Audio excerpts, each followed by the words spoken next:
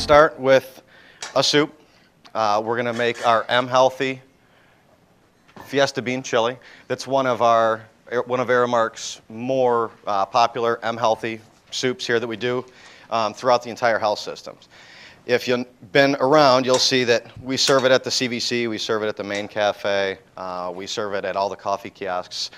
Pretty much anywhere that you see the MHealthy soups, this is one of the fan favorites. So, and the beauty of it's vegetarian and it's super easy to do. So it starts with some onion.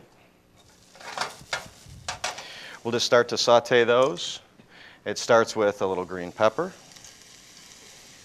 And you can, by all means, add any vegetables that you might have at home to it. If you want to put some carrots into it, you want to put squash into it, go right ahead.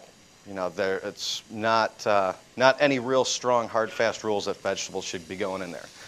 We're going to be sauteing in Owens Creek olive oil as well.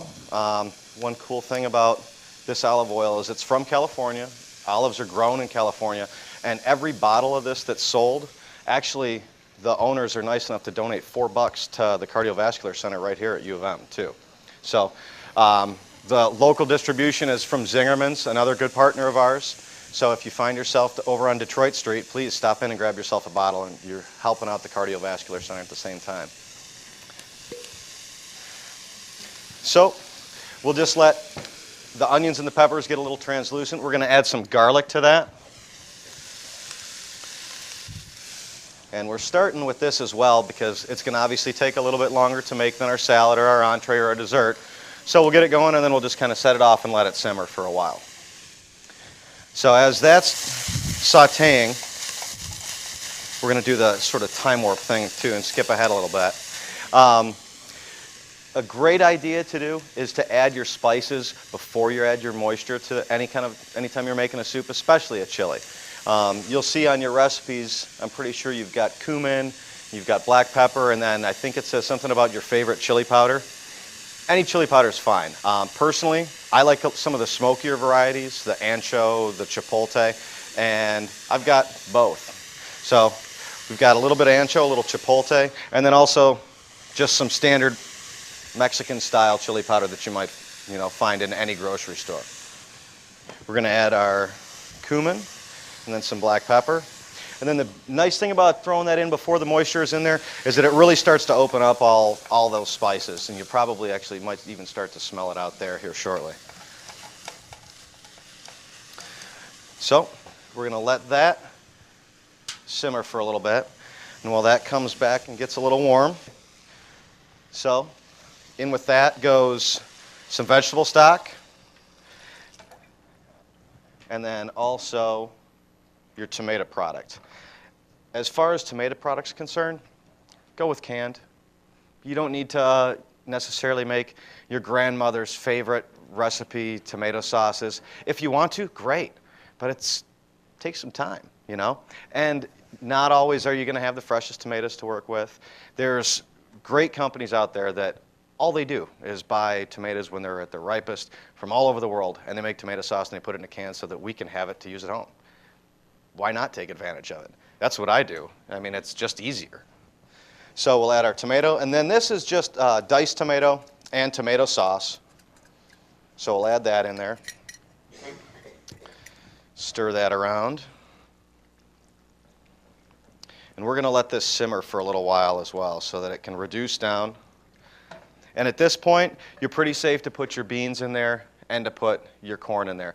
You don't want to put either of them in there before you get the moisture in there, otherwise you're taking the chance of them sticking to the pan, and burnt beans, nobody really likes that taste. Yuck. Smells even worse. So we'll get our corn in there. And you'll notice too that I did reserve a little bit of the vegetable stock and a little bit of the tomato product. That way you can adjust your consistency a little bit later. After we get all our beans and everything in there, if you find you want it a little bit thinner, you've still got some beef or some vegetable stock, and you've got some of the tomato product. So we'll get some beans in there.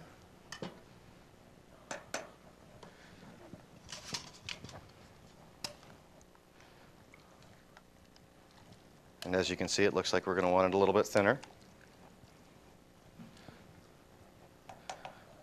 Jay, can they substitute other beans? Of course. Recipes?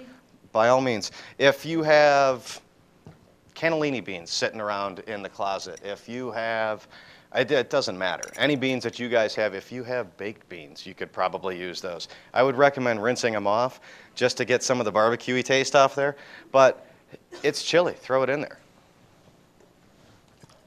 So obviously as well, the longer it simmers, the better it's going to be. Just like any chili you've made at home before.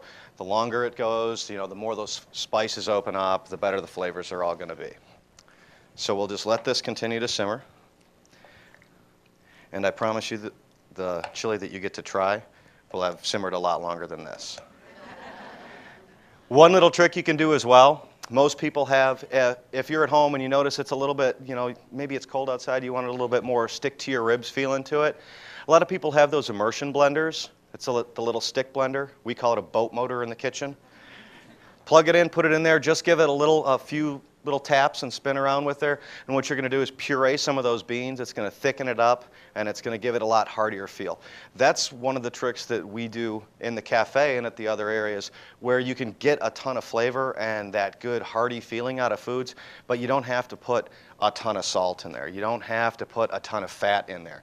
If you notice, there's in this much soup this would take me days to eat this. Probably a week to eat that. There's about a tablespoon, maybe a little bit more olive oil, and never once did I reach for the salt. So I think you'll find that when you taste that up there, it's not something that necessarily needs to have a whole bunch of salt added to it. Okay?